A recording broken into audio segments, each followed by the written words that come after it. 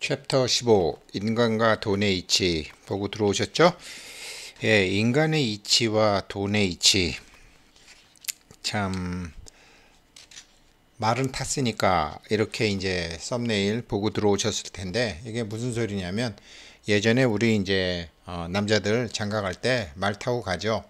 그래서 장인의 집으로 가는데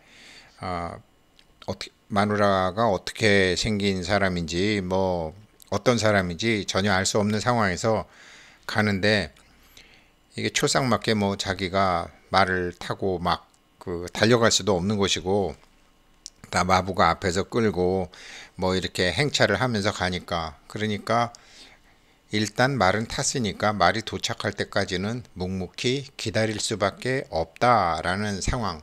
말을 못 탔으면 몰라도 말은 탔으니까 이제 장가는 가는 거고 그래서 기다려야 된다.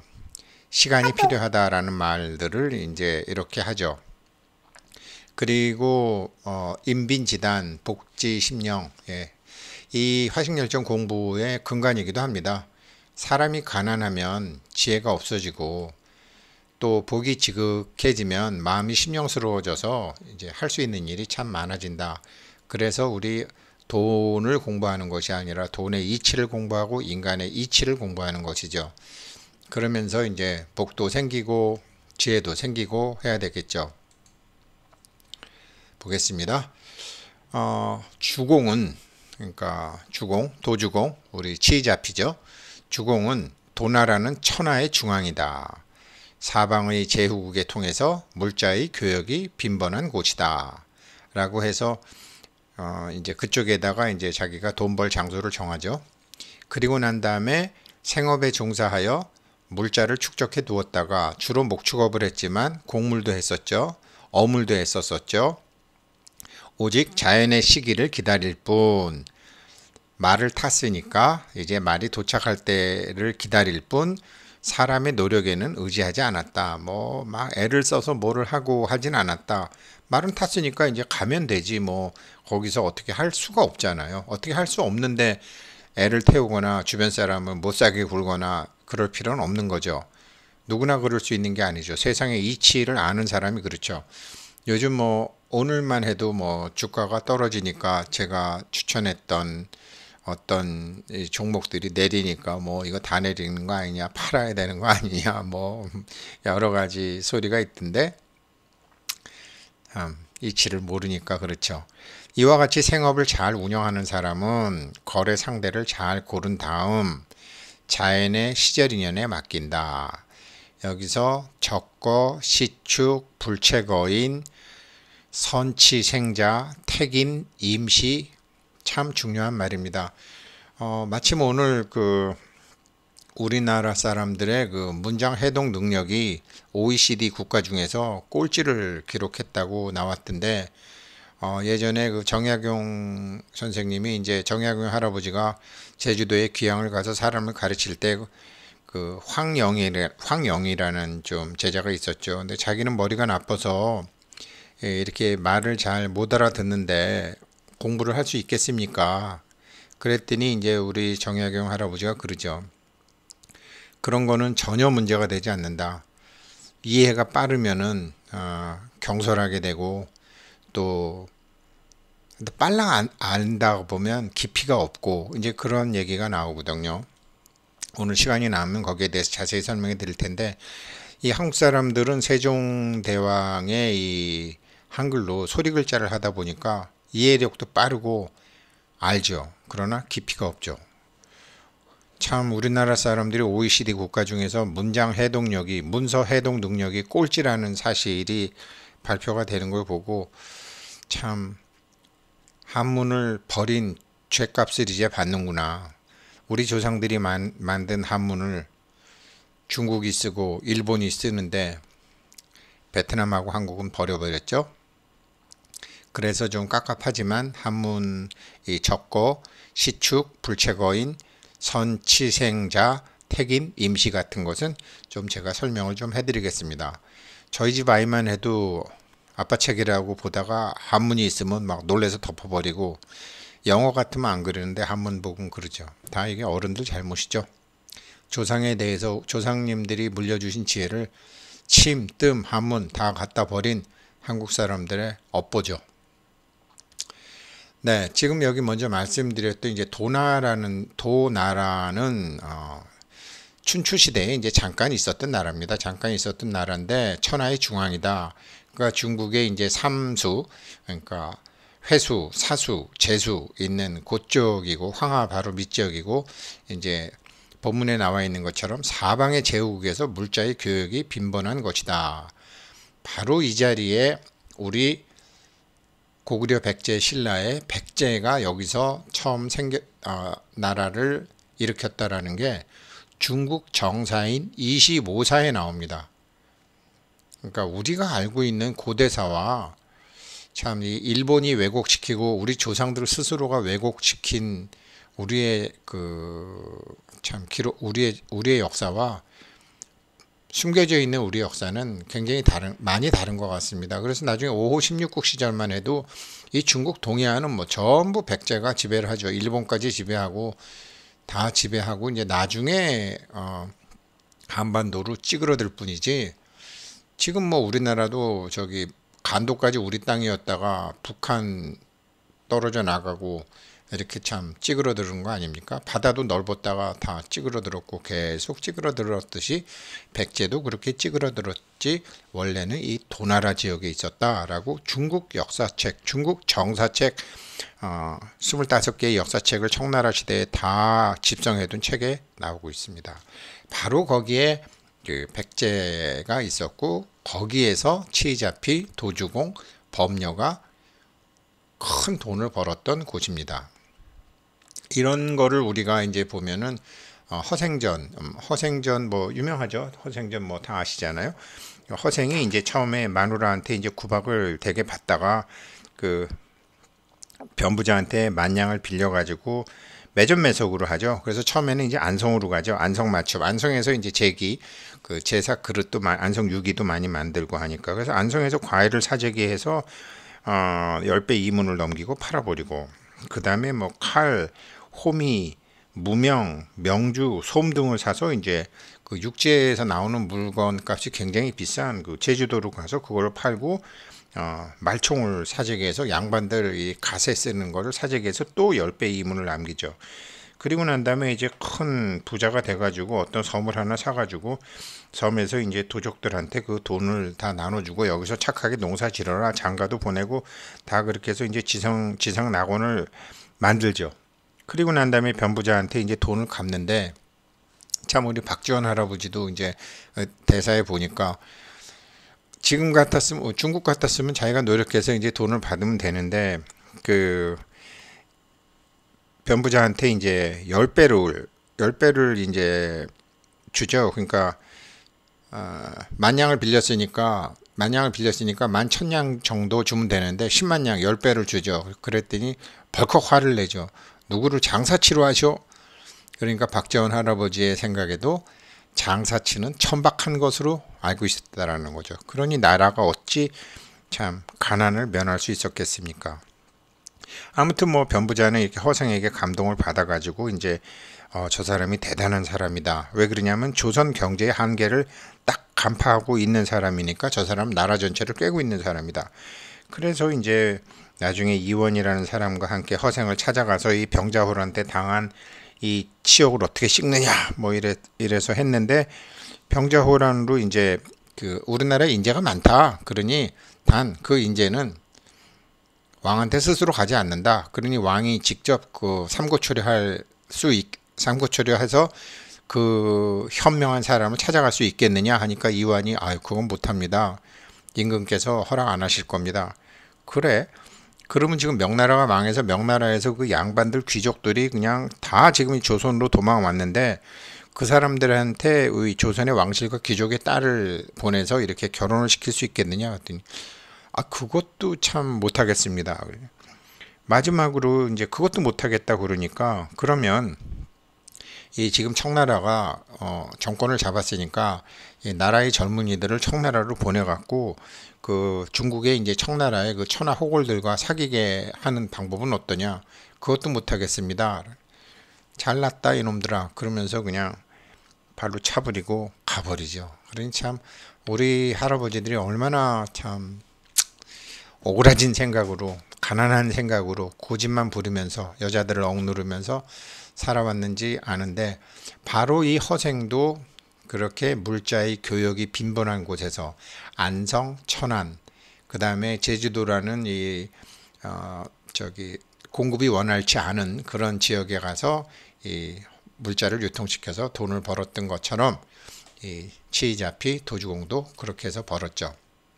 그랬는데 그렇게 해서 한 방법이 있었는데, 구체적으로는 어떻게 했느냐?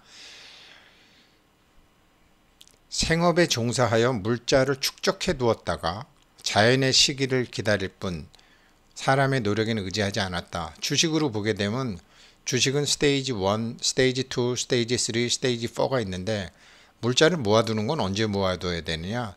스테이지 1에 있는 주식들을 모아둬야 됩니다. 저는 지금 75명의 같이 공부하는 사람들을 통해서 우리나라 코스피의 1500 종목, 그 다음에 코스닥의 1500 종목, 3000 종목을 매주 분석을 하고 있는데, 그 중에서 이제 이 적고를 하는 거는 이렇게 스테이지 1에 있는 걸 적고를 하는 거죠. 물자를 이렇게 축적해 두었다가 그 다음에 시간을 쫓아가면서 하지, 사람의 노력에는 의지 않는다. 시간을 쫓아가면서 하는 거는 2단계에 완전히 들어섰을 때, 이제 2단계에 완전히 들어갔을 때 2단계에 있는 주식을 가지고 하는 것을 여기서 나오는 거 시축, 그렇게 보시면 되고요. 물론 이제 본론, 화식열전 2, 지금 우리가 이를 복습하는 거니까 그렇지, 이해가면 뭐 자세히 나옵니다. 그러니까 이거를 굳이 이제 설명을 하자면, 이거를 적거시기, 스테이지 1을 적거시기, 스테이지 2를 시축시기, 이렇게 아시면 되겠고요. 불체거인이라 그랬는데, 그렇게 시간을 쫓아가면서 할 뿐 사람을 탓하지 않았다. 예, 제대로 사기만 한다면 주식을 탓할 필요가 없다라는 거죠. 이 주식 왜 안 올라? 주식을 잘못 고른 거죠. 타이밍을 잘못 고른 거죠. 그러니까 비유하자면 이거는 이제 굿이어 타이거. 물론 이제 이 책은 오래된 책이기 때문에 1987년도 이전에 나온 책이지만 뭐 지금까지 전 세계 37개국에서 베스트셀러로 팔리고 있는 책입니다. 그러니까 요 1단계 시기에 잘 물건을 모았다가 2단계 시기에 오르락 내리락 하면서 계속 간다라는 거죠. 어느 주식이나. 그래서 자기가 물건을 잘 선택을 하고 타이밍에 맞게 선택을 하면 주식을 탓할 필요가 없고, 만약에 어떤 펀드 매니저나 자기 브로커가 자기 PB가 종목을 선택해 주면 사람 종목 탓할 필요 없고 주식 탓할 필요가 없다라는 거죠. 세상의 이치를 알고 주식의 이치를 알고 돈의 이치를 알으면 이 공부를 우리가 하시는 겁니다. 대표적인 게 이제 최근 주식으로는 제가 보니까 농심이라는 주식이 있습니다. 지난주에 굉장히 좋았습니다. 적거 시기에서 시축의 초기 단계로 팍 올라가는 시기. 만약에 이 방송을 오늘 들으시는 분은 오늘 사셔도 되고, 내일 사셔도 되고, 모레 사셔도 되고, 남들보다 비싸게 살 수도 있고 싸게 살 수는 있지만, 만약에 오늘 내일 이번 주 내로 사신다면 절대로 손해보지는 않는다. 왜? 단 시축하면서 2단계에서 기다릴 수 있는 지혜만 있으면, 비유하면 그렇습니다. 그래서 사람의 노력에는 의지할 필요가 없는 거죠. 시간이 다 해결해 드리는 거죠. 말은 탔으니까요. 이와 같이 생업을 잘 운영하는 사람은 택인 임시, 사람을 잘 고르고 주식을 잘 고르고 물건을 잘 고르고 나머지 시간에 맡긴다. 이것도 설명을 하자면, 이거는 이제 전북은행, JB금융지주 같은 경우인데 1단계 적거 시기를 지나서 시축을 하면서 지금 쫙 올라가고 있는 시기죠. 최근 들어서 몇 주를 계속 올랐으니까 한번 내릴 수는 있겠죠. 시축을 여기서 잘 하셔야 되는데, 이런 경우에는 선치생자, 돈이 시장에서 잘 벌리게 하는 것을 아는 사람은 이런 것을 지금도 맛볼 수 있다라는 거죠. 주식이 많이 올라도 지금 전북은행, 대구은행, 이런 쪽 이렇게 움직이는 농심, 이렇게 움직이는 것이 코스피 1500, 코스닥 1500개, 3000개 중에는 반드시 있다라는 거죠. 그래서 선취생자라는 것은 인간의 이치도 알고 시장의 이치도 알고 돈의 이치도 알고 이것을 지금 화식열전을 통해서 우리 독자 여러분, 시청자 여러분들은 공부하고 계신 것입니다. 참 중요한 챕터인데요. 마찬가지로 이거는 뭐 제가 이제 예전에 하나투어 코로나 때문에 다 이제 여행업 폭락할 때 한국 사람들이 이 한국 사람들처럼 기운이 큰 사람들이 코로나 때문에 이렇게 지금 못 나가고 있는데 결국은 나갈 것이다 생각하고 저도 코로나 났을 때 아주 싸게 하나투어를 미리 사뒀죠. 코로나가 풀리고 나면 주식시장은 폭락을 하겠죠. 내년쯤 제가 보기에는 풀릴 것 같은데 내년 봄 되면 풀릴 것 같은데 코로나가 풀리면 풀었던 돈 걷어들일 것이고 돈 걷어들이면 시장은 내릴 것이고 그러나 그렇게 해서 시장은 폭락을 해도 항공업이나 호텔업 같은 것은 올라갈 것이라는 거죠. 말은 탔으니까 시간에 맡긴다. 주식은 골랐으니까 시간에 맡긴다. 이런 것이 전부 지금 우리가 공부하고 있는 도주공, 치이자피가 돈을 벌었던 방법입니다. 축록자는 불고토라 시축이라는 말, 시간을 쫓는다라는 말이 있었는데요. 사슴을 쫓는 자는 토끼를 돌아보지 않는다. 영화 디어 헌터에 나오는 참 로버트 드니로의 장면인데 사슴 사냥을 굉장히 좋아하던 사람이 이제 친구 셋이 베트남 전쟁에 갔다가 약간 좀 이렇게 참 사람을 많이 죽이고 그러다가 보니까 좀 이상하게 되고 목숨이 너무 그래서 어느 날 이제 사슴을 빨리 도망가 빨리 사슴만 보면 총으로 쏴서 사냥하는 게 취미였던 로버트 드니로가 사슴을 풀어주는 장면이 나오죠. 그래서 이제 시축이라는 말이 생각이 나서 축록자는 불고토라 이런 거. 근데 축록자 불고토가 회남자에 나오는 얘기인데 천금지화자 큰 돈 100억 정도를 자기가 벌겠다고 생각하는 사람은 부쟁, 수양지가 한두 푼 정도 가지고 싸우지 않는다 라는 말이 있습니다. 지금 이 화식열전은 그냥 몇 천만 원 벌고 몇 억 벌고 이런 사람들이 공부하는 건 아니고요. 우리가 태어날 때부터 정말 갖고 나왔다고 하는 100억 정도 이미 통장에 꽂혀 있는데 비밀번호를 몰라서 못 찾고 있는 돈을 찾겠다. 그래서 돈이라는 것이 이런 것이구나 라고 하면서 참 나중에 그 돈 갖고 100억을 가지고 뭐 하겠습니까? 자손도 주고 친구도 주고 좋은 일도 하고 그렇게 되겠죠. 그래서 아무튼 이 화식열전 공부하시는 분은 천금지화자 부쟁 수양지가 그래서 조그만 데 신경 쓰지 마시고 큰 공부를 아마 올해 잘 하시면 내년부터는 정말로 자가보장 100억 찾는 것은 이 공부하시는 분은 누구나 다 가능하시다고 봅니다. 저 정약용 선생님하고 항상 얘기했는데요. 공부하는 사람에게는 제일 세 가지가 문제다. 머리가 좋은 거 문제다. 쉽게 글을 글재주가 있는 거 문제다. 이해력이 빠른 거 문제다. 머리가 좋아서 빨랑빨랑 알아듣거나 잘 외우면 그런 사람들은 길게 보면 공부를 소홀히 하더라. 세종대왕의 한글의 문제점이죠. 글재주가 있으면 속도는 빠르지만 글이 부실하더라. 말의 깊이가 없더라. 이해력이 빠르면 깊이 생각하지 않는다. 생각이 너무 좀 얕더라. 이런 게 공부하는데 방해가 된다. 근데 한글이 정말 이렇죠. 그러니까 요번에 OECD에서 어제 나온 자료 보니까 OECD 국가 중에서 한국 사람들의 문장 해독력이 꼴찌가 뭡니까? 꼴찌가. 아무튼 그런 모든 것을 넘어서서 이 공부하시는 독자 여러분들 너무나 감사하고 이제 1회만 더 하면은 화식열전 1 복습은 끝나니까 화식열전 2 들어가면 정말 화이팅 해보시기를 바라겠습니다. 감사합니다. 오늘 공부 여기까지 하겠습니다.